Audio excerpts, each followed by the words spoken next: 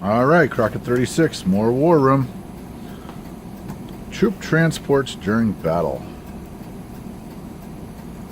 Troop transports do not participate in battle while at sea and are sitting ducks. Any troop transport will be sunk at the end of battle, or if there was no battle, if enemy air or naval units remain in the region and no friendly air or naval units survive to defend them. If both sides, naval and air forces, are completely destroyed, the troop transports on both sides survive. Troop transports do not affect enemy troop transports. Troop transports never pin other troop transports or enemy naval units. Troop transports never contribute to offset an enemy pin that would allow friendly naval commands to leave. Land units pinning rules apply if troop transports have orders to enter a sea region from land. Troop transports, regardless of their number, are pinned by naval units that are unmatched by friendly naval units, with the exception below. Pinning exception. Troop transports may ignore pinning if they have written orders to move ashore to an adjacent friendly controlled territory, regardless of embattled status. That is a big exception. Please note. Pinning exception. Troop transports may ignore pinning if they have written orders to move ashore to an adjacent friendly controlled territory.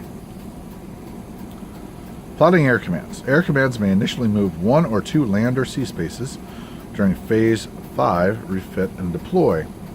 Air units that were moved or participated in a battle, as marked by arrow tags, will be able to move again move up to one or two regions to safely land. Pinning. Air commands cannot pin nor be pinned. That is a big rule.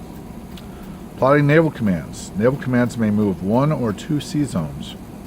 If there are multiple routes, a player chooses the path during Phase 3 movement operations. Specify only the destination region with orders. Pinning.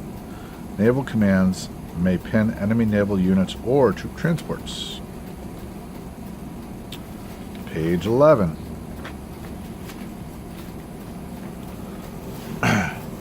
Flip embattled hotspots.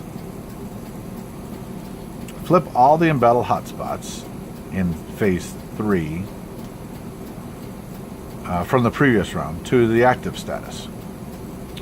Resolve movements in turn order. Each nation takes its turn resolving or canceling all three rows of its written orders on the O&P chart for the round. Typically, an opponent reads the active nation's orders while the active nation's player moves the commands on the map accordingly. The O&P chart is always read from left to right and from row 1 to 3. All orders must be moved as written or canceled. After all nations have taken their turn, proceed to Phase 4 combat operations. Place arrow tags, red for Axis, blue for Allied forces, atop air commands that are moved and or participate in combat this round. Only air commands with arrow tags can be moved during the land air command step in Phase 5, refit and deploy. Canceling orders and resolving illegal orders. A nation may opt to cancel all of its orders by drawing a slash through the order and announcing the cancellation. If an air command's order is canceled, the air command is not assigned a landing tag unless it participates in battle. Partial cancellations are not allowed. During this phase, all players may review the active player's written orders for illegal orders. Illegal orders must be canceled. If a single command is given more than one order, only the first order is executed. If a single command is given more than one order, only the first order is executed. Partial movements and other restrictions. Partial movements are not permitted except as noted, units being pinned. Pinning is not considered optional by either party. Permission from allies is never required for pinning. Narrow sea passage restrictions are not optional for enemy commands. The controller may not allow the enemy to pass. Splitting commands during movement. Other than leaving a matching force behind due to pinning, when leaving an active region, commands cannot merge or split during the movement operations phase. See reorganizing commands on page 9. Place hotspot markers on any active territory, active region as they become apparent, even if no orders were written for that region. Remember, invaded territories defended only by a garrison force are active. Potential convoy raids, should put a marker there as well, hotspot marker. Conflicts arising due to naval unit production rather than due to any movement this round, that also needs a hotspot marker. And lastly, and battle regions persisting from the previous round rather than due to any movement this round. Carrier fighter movement. No written orders for carrier fighters. Aircraft carriers have special carrier fighter tokens that optionally engage after all other movements have been made. Keep carrier tokens, fighter tokens in storage until needed. The carrier fighter tokens are double-sided. Use the red side for the Axis and the blue side for the Allied forces. They can never be part of an air command stack. Each nation may now launch a single carrier fighter token from each of its carriers, done in turn order, if anybody insists. A carrier token may be placed either in the sea zone with its parent carrier or in an adjacent land or sea region. Carrier fighter tokens never pin, nor are they pinned. Removing carrier fighters after combat.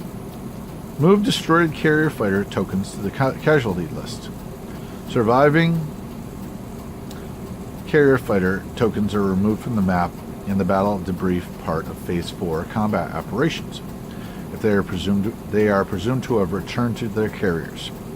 Carriers always have exactly one carrier fighter token on the board at the start of each new round. If a carrier is eliminated, its carrier fighter token still participates in combat during that round. If a carrier fighter token is not eliminated, but its parent carrier is eliminated, move only the carrier to the casualty list. Alright, one more page. Making our way, slow but sure. Movement examples. G65 to J5. Alright. 65 is going to J5, which is hard to see. 97 is going to P13. 97 is going to P13. 18 is going to P12. So 18 would go over here, air unit.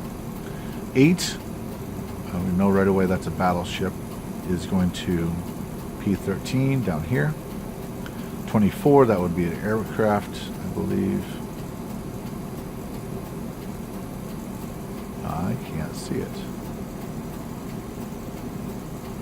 24, there it is. It's a land unit. It's going to P0. It's going into the water. 16 is going to J20.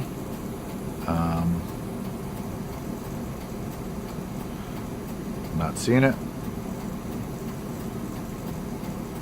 Oh, J20. That's an island. Oh, J20. It's right here. Iwo Jima. And 6 is going to J21. So that's water. That's a ship. It's going to J21. It's going into this island zone. All right, here we go. 65. Move 65th Artillery, 2 infantry, and 1 infantry from Manchuria down to Chekiang, J5 by rail.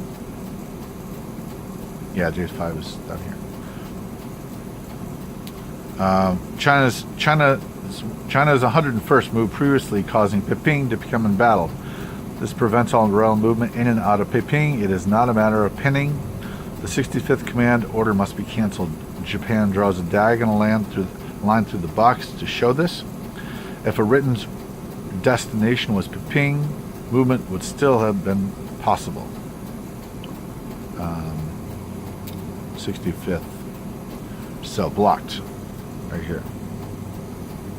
Box row 1, box 2, 97th to P13. Move the 97th Infantry at sea from P2 to P13. If Japan chooses to move the 97th Troop Transport through P1, it will be pinned by 2 U.S. naval units unless Japan already has a matching force of naval units present, which it doesn't yet. Japan chooses to move the 97th to P13 via P12, which is empty of enemies. Despite having a majority of troop transports to U.S. naval units, 3-2, all Japanese troop transports would be pinned if entering P1, unless Japan had enough naval units to meet the U.S. pinning value. Troop transports can only leave sea regions with an unmatched force of enemy naval units present if they are entering a friendly controlled territory. Read it again. Troop transports can only leave a sea region with an unmatched force of enemy naval units, that means they have more than you do, present if they are entering a friendly controlled area. And row 1, box 3, move the 18th 2 fighters from Iwo Jima to Sea Region P12. Air commands are never pinned, nor can they pin. Other than canceling, Japan could not have them stop early for any reason. Add an arrow tag atop the air command to remind that these fighters must later land safely or perish in Phase 5. Refit and deploy. Note these landing movements are never written down. That is Croc 36 making his way through the War Room Rulebook.